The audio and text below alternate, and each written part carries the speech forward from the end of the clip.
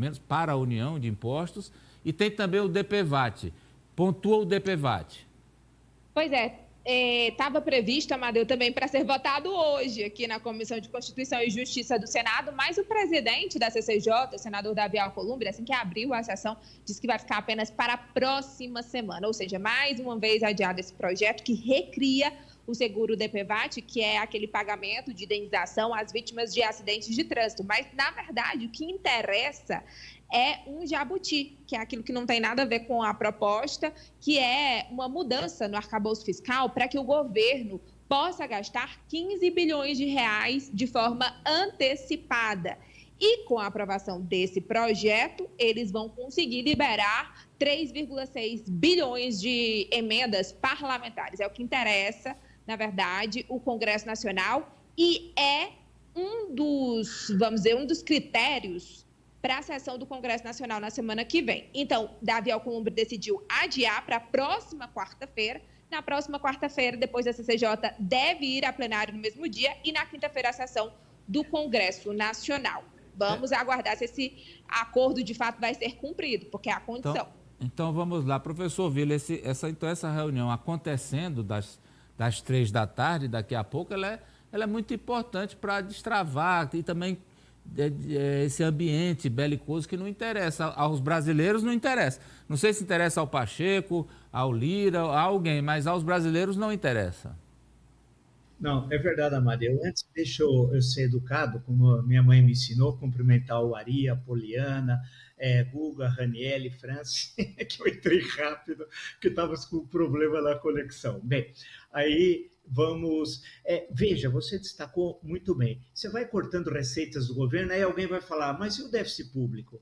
Porque na medida em que você corta a receita, mas tem as obrigações de pagamento, é um problema você tem a receita e tem a despesa. Não é possível cortar a receita, desoneração aqui, no fim um jabuti que não é o DPVAT, o seguro obrigatório, a Raniel informou, mas tem a questão das emendas que está passando por fora. Então, aí vem o Pércio, tudo bem, tem a questão importante das atividades culturais, mas aí empresas, puxa vida, enormes, querem aproveitar a ocasião e falar, por que eu também não? Por que eu não? E aí também entra, e assim vai, e consequentemente cria uma situação, e você destacou bem, é um combate constante entre o Palácio do Planalto, o governo, para quem nos acompanha, e o Congresso Nacional Legislativo. Porque, afinal, o governo sabe que tem a chave do caixa, o que entra e o que sai. É impossível governar dessa forma, que qualquer medida do governo para manter as suas receitas, nem ampliar, para manter as suas receitas,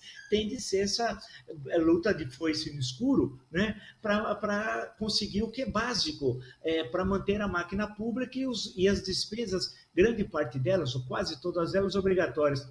Por fim, Amadeu, você vai falar, e os investimentos? Porque os investimentos é que faz o país avançar, ampliar renda, emprego, etc. Esses é impossível, porque você vai cortando. Desse jeito é difícil governar, né? E tem um detalhe aí, que tudo isso remete à fala do Haddad na entrevista do final de semana. Não é só o executivo que tem que se preocupar com responsabilidade fiscal. Todos os poderes da República também.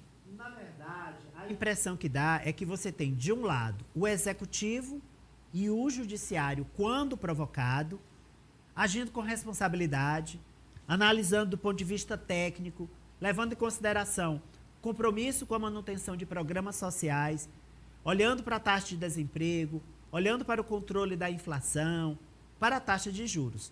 E do outro lado, o terceiro poder, o poder legislativo, não pensando em nada disso, pensando em liberar todas as emendas que eles impõem que sejam liberadas agora com prazo, tem que ser até junho, senão eles aprovam pautas bomba que vão prejudicar a economia brasileira. E aí eles fazem de conta que eles não estão prejudicando o Brasil, que eles estão prejudicando única e exclusivamente o governo Lula, inviabilizando o governo Lula.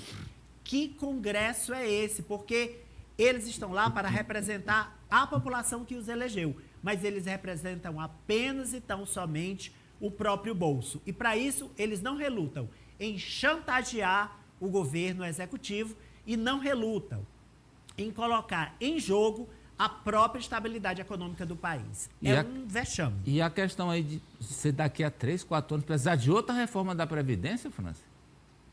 Amadeu, diante do Congresso que nós temos, há uma grande dificuldade em equacionar esses gastos, inclusive sob o risco de uma insolvência do Estado brasileiro.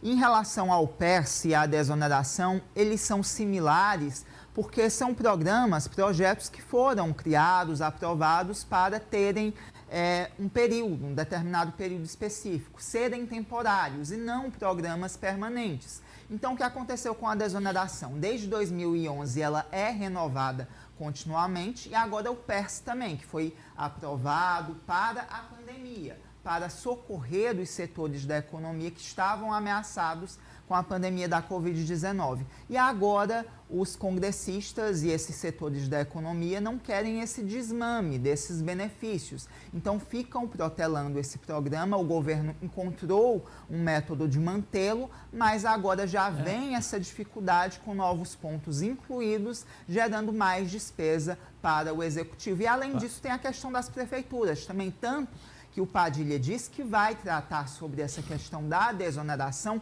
com as entidades municipalistas, porque os municípios e estados brasileiros, a maioria deles, também tem um déficit previdenciário muito grande e essa desoneração não ajuda.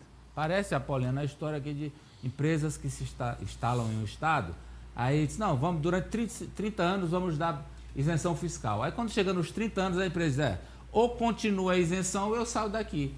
A palavra que o Ari utilizou reflete bem o que é isso, né? Uma chantagem que as casas legislativas pelo Brasil têm feito hoje com os poderes executivos, né? Geralmente, o professor pode até me corrigir, ele tem mais bagagem que eu para fazer essa análise, mas me parece que até um tempo atrás, as casas legislativas elas só tinham essa força quando o executivo estava fragilizado, enfraquecido. Hoje não, o parlamento ele já é por si só forte e exerce essa pressão em cima dos poderes, seja no município, seja nos estados. E no caso da presidência da República, cada vez mais o parlamento tenta aí se sobrepor, principalmente controlando a vida do governo, dificultando a execução de investimentos e de programas que são essenciais para manter a governabilidade. Tarcísio Lula...